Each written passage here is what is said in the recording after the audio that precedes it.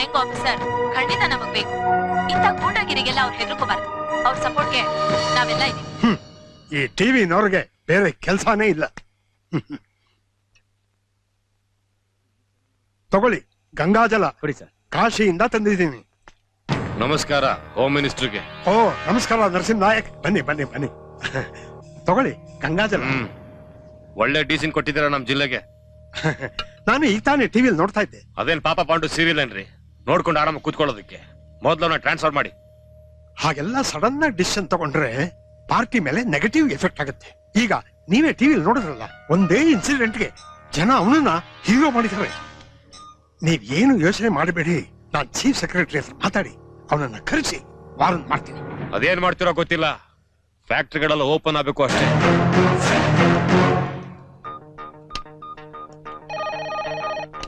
Hello ರೇ Dinakar Prasad. Yes sir. ಆ Ballari DC ಜೊತೆ ಒಂದ್ ಮೀಟಿಂಗ್ ಅರೇಂಜ್ ಮಾಡ್ರಿ. Okay sir. Ballari DC connect ಮಾಡಿ. ಮಿಸ್ಟರ್ ಪೃಥ್ವಿ, ನಿಮಗೆ ಸಿನಿಮಾ ಆಕ್ಟ್ ಮಾಡ್ಬೇಕು ಅಂತ ಆಸೆ ಇದೆಯೇನ್ರಿ? ಯಾಕೆ ಸರ್? ಹಾಗೇನಾದ್ರು ಇದ್ರೆ ಹೇಳಿ, ನಾನೇ ಪರ್ಮಿಷನ್ ಕೊಡಿಸ್ತೀನಿ. ಈಗ ಹೇಗೂ ಸುಮಾರು ಜನ IAS ಆಫೀಸರ್ಗಳು ಪೊಲೀಸ್ನವರು ಆಕ್ಟ್ ಮಾಡಿ ಹೀರೋಗಳಾಗ್ತಾ ಇದ್ದಾರೆ. ಅದು ಬಿಟ್ಟು ಸುಮ್ನೆ ಮೀಡಿಯಾದಲ್ಲಿ ಹೀರೋ ಆಗೋದಕ್ಕೆ ನ್ಯೂಸ್ ಕ್ರಿಯೇಟ್ ಮಾಡಬೇಡಿ. ಸಾರಿ ಸರ್, ನಾನ್ ಹೀರೋ ಆಗ್ಬೇಕು ಅನ್ಕೊಂಡಿದ್ರೆ ನೇರವಾಗಿ ಸಿನಿಮಾಗೆ ಹೋಗ್ತಿದ್ದೆ. ಲಕ್ಸುರಿ ಲೈಫ್ ಲೀಡ್ ಮಾಡ್ಬೇಕು ಅನ್ನೋ ಕಾರಣಕ್ಕೆ ನಾನು IAS ಮಾಡ್ಲಿಲ್ಲ. ಒಬ್ಬ DC ಕಾನೂನು ವ್ಯಾಪ್ತಿಯಲ್ಲಿ ಏನ್ ಮಾಡ್ಬೇಕು ಅದನ್ನಷ್ಟೇ ಮಾಡ್ತಿದ್ದೀನಿ. ಬಡವರು ಹೊಟ್ಟೆ ಮೇಲೆ ಹೊಡೆಯೋದು ಯಾವ ಕಾನೂನು ರೀ? ಇಲ್ಲಿಗಲ್ ಫ್ಯಾಕ್ಟ್ರೀಸ್ ನಡೆಸ್ತಿರೋರು ಯಾರು ಬಡವರಲ್ಲ ಸರ್. ರೇ, ಈ ಮೈನಿಂಗ್ ನಿಂದ ನಮ್ಮ ರಾಜ್ಯಕ್ಕೆ ಎಷ್ಟು ರೆವಿನ್ಯೂ ಬರ್ತಿದೆ ಅಂತ ಗೊತ್ತೇನ್ರಿ ಇವರಿಗೆ? ವರ್ಷಕ್ಕೆ 175 ಕೋಟಿ ಬರುತ್ತೆ. ಗೊತ್ತು ಸರ್. 1 ಟನ್ಗೆ 25 ರೂಪಾಯಿ ಕೊಟ್ರೆ 175 ಕೋಟಿ ಸರ್ಕಾರಕ್ಕೆ ರೆವಿನ್ಯೂ ಬರುತ್ತೆ ಅಂದ್ರೆ 1 ಟನ್ 1000 ರೂಪಾಯಿಗೆ ಮಾರ್ತಾರಲ್ಲ, ಅವ್ರಿಗೆ ಎಷ್ಟು ಬರುತ್ತೆ ಗೊತ್ತಾ ಸರ್ ನಿಮ್ಗೆ? ನಮ್ ದೇಶದ ಸಂಪತ್ನ ಲೂಟಿ ಮಾಡ್ತಿದ್ದಾರೆ ಸರ್. ರೇ, ಪಾರ್ಟಿ ಫಂಡ್ಗೆ ಎಲೆಕ್ಷನ್ಗೆ ದುಡ್ಡು ಕೊಡೋದು ಅವರೇ.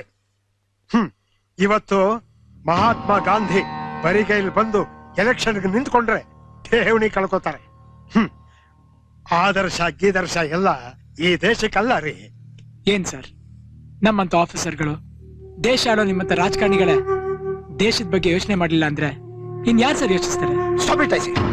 ಸ್ವಲ್ಪ ಬಿಟ್ರೆ ಬೆಂಗಾಲಿ ಬಾಬು ತರ ಕೆಂಪ ಔಟ ಇಟ್ಕೊಂಡು ನಿಂತ್ಬಿಡ್ತೀರಾ. ನಿಮ್ಮನೇಲಿ ಕರ್ಸಿರೋದು ಪೇಟ್ರಿಯಾಟಿಸಂ ಬಗ್ಗೆ ಭಾಷಣ ಕೊಡಕ್ಕಲ್ಲ, ಫ್ಯಾಕ್ಟ್ರಿ ಓಪನ್ ಮಾಡ್ಸೋಕೆ. Understood? Sorry sir, I can't. What do you mean you can't? ಒಂದ್ ನಿಮಿಷ ಸರ್.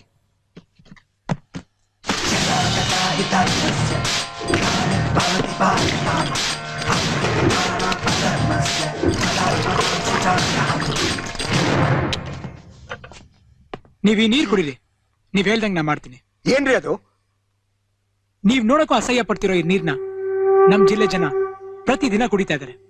ಇದಕ್ಕೆಲ್ಲ ಕಾರಣ ಆ ಫ್ಯಾಕ್ಟ್ರಿಗಳು. ನಾನು ಹೇಳ್ತಾ ಇದ್ದೀನಿ, ಆ ಫ್ಯಾಕ್ಟ್ರಿ ಓಪನ್ ಮಾಡಿಸ್ತಾರೆ.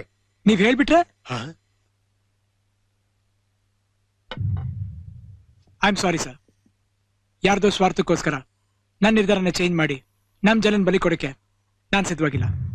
And this is my decision.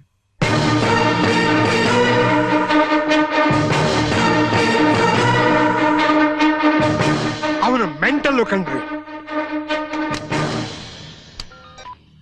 Hello Nayak, ಅವನು ಒಪ್ಕೊಳ್ತಾ ಇಲ್ಲ. ಒಪ್ತಾ ಇಲ್ಲ ಅಂದ್ರೆ ಏನ್ರಿ ಅರ್ಥ? ಹೋಮ್ ಮಿನಿಸ್ಟರ್ ನೀವು, CM ಹೇಳಿ ಎಲ್ಲಾದ್ರೂ ಎತ್ತಾಕ್ಸಿ. ಬೈ ಎಲೆಕ್ಷನ್ ಹತ್ರ ಇದೆ ನಾಯಕ್. ಅವನಿಗೆ ಪಬ್ಲಿಕ್ ಸಪೋರ್ಟ್ ಬೇರೆ ಇದೆ. ಈಗ ಟ್ರಾನ್ಸ್ಫರ್ ಮಾಡಕ್ ಆಗಲ್ಲ. ನಿಮ್ಮ ಜಿಲ್ಲೆ ವಿಷಯ ನೀವೇ ನೋಡ್ಕೊಳ್ಳಿ. ಏನಂದ್ರೆ ಇಡೀ ಸ್ಟೇಟ್ ಅಲ್ಲಿ MLA ಗಳನ್ನ ಕೊಂಡ್ಕೊಳ್ಳುವಾಗ ನಮ್ ದುಡ್ಡು ಬೇಕು, ಎಲೆಕ್ಷನ್ ಗೆಲ್ಲುವಾಗ ನಮ್ ದುಡ್ಡು ಬೇಕು. ಆಫ್ಟರ್ ಆಲ್ ಒಂದು ಟ್ರಾನ್ಸ್ಫರ್ಗೆ ಒಂದು ಜಿಲ್ಲೆ ಮಾತ್ರ ನಮ್ದಾಗೋಯ್ತಾ? ಏನ್ ಬೇಕಾದ್ರೂ ಕೊಂಡ್ಕೊಳ್ಳೋ ತಾಕತ್ ನಮಗೂ ಇದೆ. ಇಡ್ರಿ ಫೋನ್. ನಾಯಕ್, ನೀವು MLA ಗಳನ್ನ ಕೊಂಡ್ಕೋಬಹುದು, ಜನಗಳನ್ನೆಲ್ಲ. ತಾಕತ್ತಿದ್ರೆ ಆ DC ನ ಕೊಂಡ್ಕೊಳ್ಳಿ. ಏಯ್, ಫೋನ್ ಹಾಕ. ಆಯ್ತಣ್ಣ. 40 ವರ್ಷದಿಂದ ಚಡ್ಡಿ ಹಾಕೊಂಡು ರಾಜಕೀಯ ಮಾಡಿ ಎಲ್ಲಿಂದಲೋ ಬಂದವ್ರ ಮಾತು ಕೇಳಂಗಾಯ್ತು.